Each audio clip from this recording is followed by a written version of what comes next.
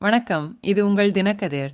முதலமைச்சர் ஸ்டாலின் திங்கள்கிழமை பெருநகர போக்குவரத்துக் கழகத்தின் வியாசர்பாடி பணிமனையில் இருந்து 120 தாழ்தள மின்சார குளிரூட்டப்படாத பேருந்துகளை கொடியசைத்து தொடங்கி வைத்தார். இது தமிழ்நாட்டில் அரசு நடத்தும் போக்குவரத்து நிறுவனத்தால் அறிமுகப்படுத்தப்பட்ட முதல் மின்சார பேருந்துகள் என்பதால் இது ஒரு குறிப்பிடத்தக்க மைல்கல்லாக அமைந்தது. ஒவ்வொரு பேருந்தையும் சுமார் 2 மணி நேரத்தில் முழுமையாக சார்ஜ் செய்தால் 200 கிலோமீட்டர் வரை இயக்க முடியும்.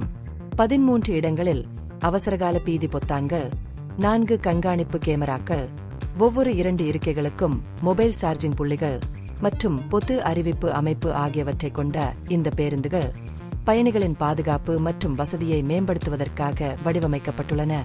புதிதாக தொடங்கப்பட்ட இந்த பேருந்துகள் உலக வங்கி மற்றும் ஆசிய உள்கட்டமைப்பு முதலீட்டு வங்கி ஆகியவற்றின் ஆதரவுடன் சென்னை நிலையான நகர்ப்புற சேவைகள் திட்டத்தின் ஒரு பகுதியாகும். 207.9 கோடி ரூபாய் செலவில் இந்த மின்சார பேருந்துகள் சுற்றுச்சூழல் மாசுபாட்டை குறைத்து அணுகக்கூடிய போக்குவரத்தை வழங்குவதை நோக்கமாக கொண்டுள்ளன.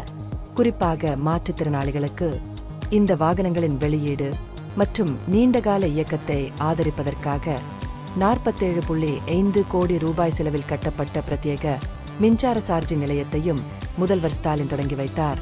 முன்னர் அறிமுகப்படுத்தப்பட்ட குறைந்த தள பேருந்துகளில் போதுமான காற்றோட்டம் இல்லாதது குறித்த கடந்த கால கருத்துக்களுக்கு பதிலளிக்கும் விதமாக சிறந்த காற்றோட்டத்திற்காக உயர்த்தப்பட்ட ஜன்னல் உயரங்களை உள்ளடக்கியதாக எம்டிசி பேருந்துகளை மறுவடிவமைப்பு செய்துள்ளது. பேருந்துகளில் முன்பக்கத்தில் குறைந்த தள இருக்கை ஏற்பாடும் பின்புறத்தில் உயர்தள இருக்கைகளும் உள்ளன. 400 மில்லிமீட்டர் முதல் 250 மில்லிமீட்டர் வரை சரிசெய்யக்கூடிய தரை உயரமும் உள்ளன. காற்றோட்டத்தை மேலும் மேம்படுத்த உயர்தள பின்புற பிரிவில் நெகிழ் ஜன்னல்களும் சேர்க்கப்பட்டுள்ளன. இந்த 120 பேருந்துகள் சென்னை முழுவதும் 1225 மின்சார பேருந்துகளை நிறுத்துவதற்கான பரந்த முயற்சியின் முதல் தொகுப்பாகும். ஆரம்ப கட்டத்தில் 650 பேருந்துகள் திட்டமிடப்பட்டுள்ளன. அவை 11 வழித்தடங்களில் டீலக்ஸ் சேவைகளாக சேவை செய்யும் மற்றும் தற்போதுள்ள பேருந்து செயல்பாடுகளை கூடுதலாக வழங்கும் மாற்றாது. பேருந்துகள் மொத்த செலவு ஒப்பந்த மாதிரியின் கீழ் இயங்கும். அங்கு தனியார் ஆபரேட்டரான ஓம் குளோபல் மொபிலிட்டி 12 ஆண்டு காலத்திற்கு அவற்றின் கட்டுமானம், செயல்பாடு மற்றும் பராமரிப்பை கையாளும். இந்த மாதிரியின் கீழ் எம்டிசி ஓம் குளோபல் மொபிலிட்டிக்கு 1 கிலோமீட்டருக்கு 77.16 ரூபாய் செலுத்தும். எம்டிசியால் ஒப்பந்த அடிப்படையில் பணியமர்த்தப்பட்ட நடத்துனர்கள் பேருந்துகளில் பணியமர்த்தப்படுவார்கள்.